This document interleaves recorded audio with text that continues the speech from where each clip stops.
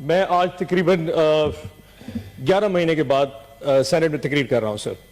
आखिरी तकरीर मैंने की थी सर तकरीबन मार्च 2023 में। मुशाहिद साहब, मैं आपकी बात और सारे सीनियर्स जितने बैठे हैं, ताजदा साहब आपकी भी तरह थोड़ी सी अटेंशन, बजिंदर साहब, 11 महीने बाद सर मैं यहाँ पे तकरीर कर रहा हूँ। इस 11 महीने में मेरे साथ क्या क्या नहीं हुआ सर, उसकी थोड़ी सी बाज़गश्त होनी चाहिए। And this is very emotional sir. 9 मई का वाक़या हो गया सर, 9 मई के बाद रुपोश हो गया। 4.5 महीने सर मुख्तलिफ घरों में छुपे रहे सर।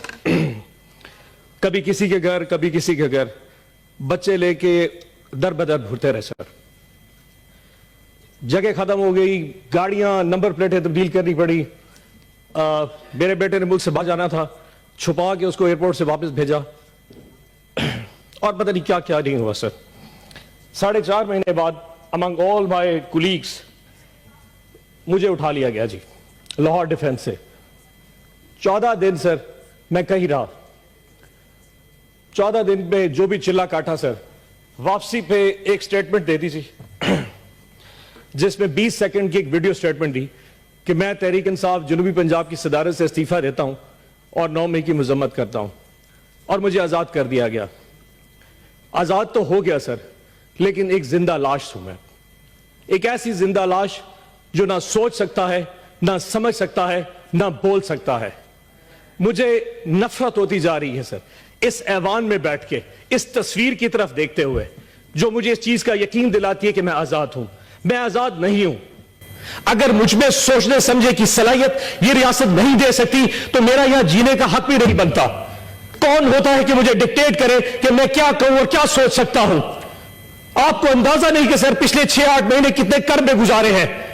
सारे लोग यहां बैठ के चाय पी रहे होते थे, सेनेट का सेशन में देख रहा होता था जब मैं घर में छुपा होता था। ये बातें करना आसान है सर। आज आप रिगिंग की बात कर रहे हैं। जो कुछ हमारे साथ हुआ है, मुझे आज तक एक प्लेटफॉर्म नहीं दिया गया। अफसोस होता है सर कि यहां बैठ के सारे बात करें रिगिंग पे, लेकिन उन बेचारे वर्करों के साथ, वो हमारे दोस्तों पीटीआई के लोगों के साथ जो कुछ हो रहा है, आज तक किसी ने उस पर बात नहीं की। सर यकीन जाने में अगर एक रुदात सुना दूंगा आप परेशान हो जाएंगे। उन 4 महीनों में जब छुपा हुआ था, मेरा घर गिरा दिया गया सर, मेरी फैक्ट्री, मेरे कारोबार बंद कर दिए गए। एक छोटा सा जिम्मेदार हूं मैं सर। मेरे आमों के बाग के ऊपर जो मुस्ताजिर है, तो जो बाग संभालते हैं, उनको उठा के लेके मेरे बाग भी बर्बाद हो गए सर।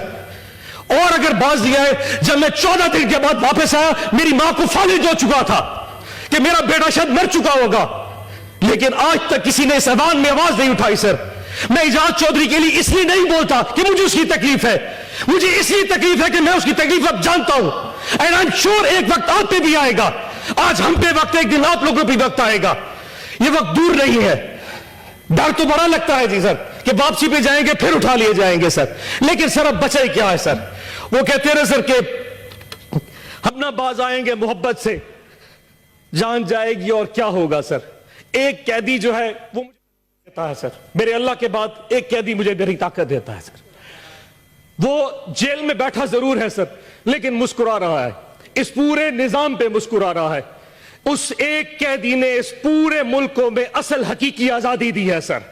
एक कैदी ने, 70 साल पहले कोई आजादी नहीं थी। उस एक कैदी ने 8 फरवरी को जो हमें आजादी दी है, वो इस कौम याद रखेगी उस कैदी को सर।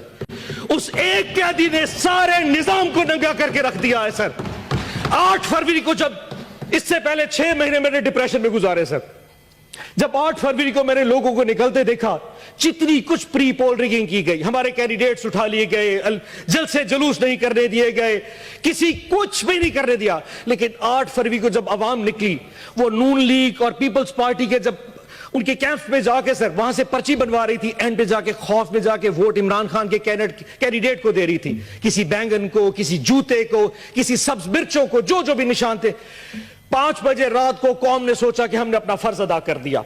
रात को कौम आई, सुबह 5 बजे तक पूरी कौम ऐसे जाग रही थी जैसे बैलेट बॉक्स के डब्बे उनके साथ पड़े हों, और वो कौम हिफाजत कर रही थी। नमाज पढ़ के कौम जब सोई तो 9 बजे उठी तो फिर निजाम उल्टा था।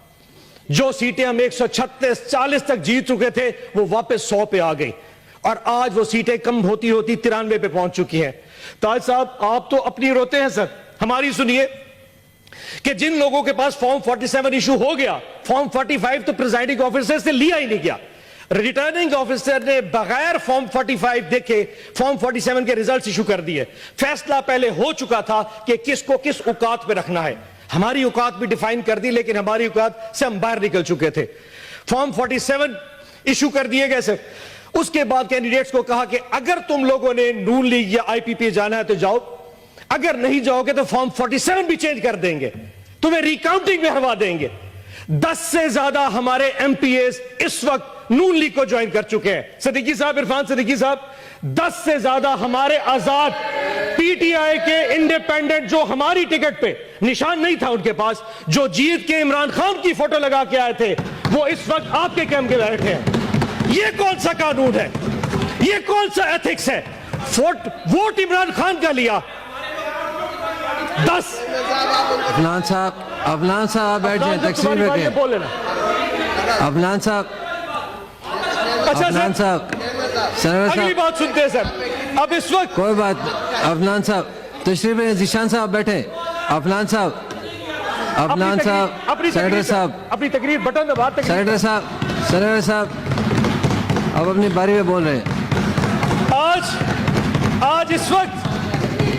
आज इस वक्त हालात ये हैं कि मुल्क में वजीर आजम बनाने के हवाले से कुछ नहीं हो पा रहा। वो कैदी फिर मुस्कुरा रहा है। इस वक्त इस मुल्क का वजीर आजम नहीं बन पा रहा।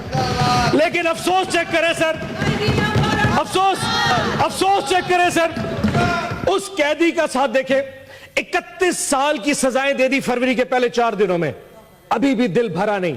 इस वक्त उस कैदी की बीवी बुशरा आपा बनी गाला के अंदर हाउस अरेस्ट है सर। और हाउस अरेस्ट कैसा है कि पूरे एक कमरे की 4 दीवारी में उनको मैसूर कर दिया गया है और उनको खाना अडियाला जेल से आता है और उस खाने में हमें शक है कि जहर मिलाया जा रहा है। खान साहब बार बार लिख चुके हैं, जुल्म करना है तो कर लो, लेकिन ये कौन सा जुल्म है? तुमने किसी को कैदी बनाना है बना लो, पर जहर दे के मारना ये कहां की बात है? हमने रिक्वेस्ट की है, मेहरबानी करके बुशरा आपा को अडियाला जेल भेज दे, हमें हाउस अरेस्ट नहीं होना। और आज पूरी कौम को यह पता होना चाहिए इस वक्त बुशरा आपा की तबीयत ठीक नहीं है, उनके साथ जो कुछ हो रहा है यह एक जुल्म है। आखिर में सर, टाइम अपना गुजरा, एक शेर पढ़ देता हूं। माजरत में लिखने लगा था लेकिन वो लिख नहीं सका, सो यहां मोबाइल से पढ़ूंगा, लेकिन सर आपसे इजाजत लेके। कुछ लोग तुम्हें समझाएंगे, वो तुमको खौफ दिलाएंगे। कुछ लोग तुम्हें समझाएंगे, वो तुमको खौफ दिलाएंगे। जो है वो भी खो सकता है, इस्लाम में राजन है इतने, कुछ या और भी हो सकता है, कुछ तो अक्सर होता है। कुछ और यहां हो सकता है, कुछ और तो अक्सर होता है। पर तुम जिस लम्हे में जिंदा हो, ये लम्हा तुमसे जिंदा है। ये वक्त नहीं फिर आएगा, तुम अपनी कर गुजरो, जो होगा देखा जाएगा। पाकिस्तान जिंदाबाद, इमरान खान जिंदाबाद।